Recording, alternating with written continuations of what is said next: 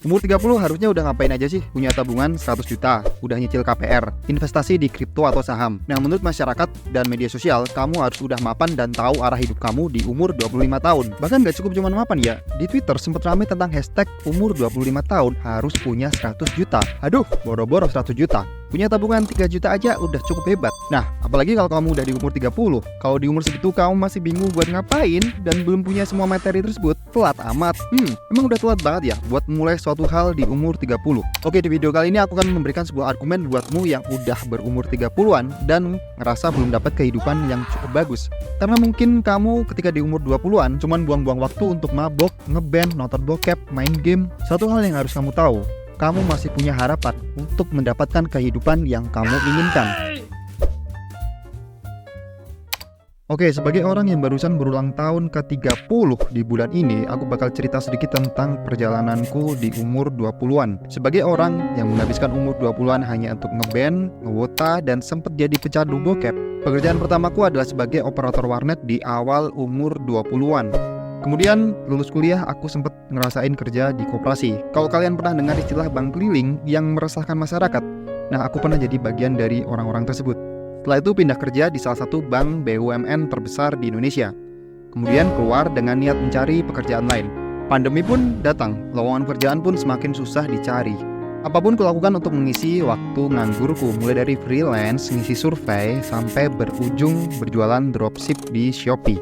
Nah, ini cukup bertahan lama, sampai niatku untuk mencari pekerjaan udah nggak ada lagi. Namanya juga bisnis pertama ya, pasti belum berpengalaman. Sempat ngalamin kerugian puluhan juta. Buatku sih segitu udah lumayan gede ya. Hingga akhirnya aku pun menyudahi bisnis tersebut karena ngerasa nggak prospek di masa depan. Nah, di umurku yang udah 30 tahun ini, aku memutuskan untuk menjadi seorang konten kreator di YouTube. Ya, meskipun masih merangkak dan hasilnya belum gede, aku melihat ada masa depan dalam karir ini. Dan yang lebih penting ya, aku sangat enjoy menjalaninya. Oke, kalau ditanya dapat apa aja kamu selama umur 20-30-an? Kalau secara materi hampir nggak ada yang membanggakan. Nah, mungkin satu-satunya keputusan terbaikku di akhir umur 20-an adalah menjual aset saham dan kriptoku hasil dari profit bisnis untuk aku investasikan di kursus-kursus dan buku-buku bisnis. Kenapa terbaik? Ya, menurutku investasi terbaik di umur 20-an adalah investasi leher ke atas atau investasi mindset. Ya, untuk ukuran orang yang baru belajar bisnis dan membuat konten dan nggak punya cukup power untuk memilih investasi, bagiku investasi yang paling make sense buatku adalah investasi ilmu. Nah, itu tadi hal yang paling membanggakan mungkin ya. Kalau hal yang disesali, apa sih yang disesali di umur 20-an? Pasti bakal aku jawab, kenapa nggak belajar bisnis atau belajar bikin konten di awal umur 20-an? Nah, penyesalanku ini terjadi karena sampai di umur 28 tahun, aku cuma berprinsip ingin kerja 9 to 5 dengan gaji secure dan punya waktu weekend buat ngeband. Nah, nggak ada yang salah dengan cita-cita tersebut ya. Aku pun dulu juga terobsesi seperti itu karena faktor keluarga. Nah, sampai akhirnya aku sadar kalau emang jalan tersebut sebenarnya nggak cocok buatku. Oke, fast forward ke hari ini. Ketika ditanya teman-teman tentang apa yang aku jalani sekarang, mungkin pada nggak nyangka. Mereka taunya aku dulu orang yang benar-benar urakan, anak band. Tiba-tiba bikin channel YouTube ngomongin hal sok bijak kayak gini. Nah, disinilah aku sadar. Emang kalau kadang orang bijak adalah orang yang pernah ngalamin kejadian yang gak cukup enak di hidupnya. Bukan berarti aku udah menjadi orang yang bijak ya. Tapi paling gak aku bisa ngerti dan paham kenapa orang-orang di umur 30-an kayak aku ini masih banyak yang struggle dengan kehidupannya, baik finansial, secara mental atau hubungan. Aku sendiri tahu rasanya gimana masih meniti karir di usia yang udah gak muda lagi.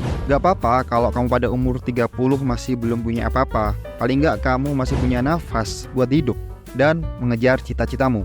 Oke, saran sederhana, stop playing the game of comparison. Stop buat nurutin apa standar masyarakat. Own your decision. Jangan terlalu terpaku dengan Forbes under 30. Gak semua orang bisa gitu. Banyak kok contoh orang-orang yang udah punya mobil mewah, rumah mewah, di bawah 30 tahun, tapi tiba-tiba karirnya hancur seketika, bahkan sampai di penjara.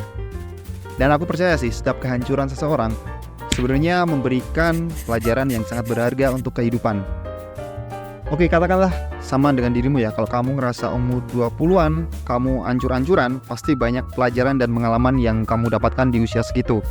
At least you learn something dan kamu punya pengalaman yang menarik. Kalau mentorku selalu bilang, daripada kamu minder, belum jadi apa-apa, coba selalu lakukan self-talk, hal-hal positif apa aja yang pernah kamu capai. Contoh, gini ya, ketika aku ketemu temenku seorang PNS yang udah cukup mapan, nah daripada aku minder ketemu dia, aku selalu self-talk pada diriku sendiri gini, gak apa-apa dia udah mapan, tapi kan dia gak punya pengalaman ngeband kemana-mana, gak punya badan yang bagus. Tapi gak usah diomongin ke orangnya, cukup self-talk aja kepada dirimu. Ya intinya adalah untuk melihat hal-hal positif dalam dirimu, agar kamu gak selalu merasa minder. Nah, kamu pasti juga punya pengalaman yang unik yang gak semua orang punya. Coba kalian komen di bawah pengalaman kalian tuh apa. Gak cuman umur 30-an aja, mungkin dari kalian ada yang udah umur 40 atau bahkan 50. Aku mau mengatakan kepada kalian bahwa it's okay buat start karir baru, memulai arah jalan hidup baru di usia berapapun.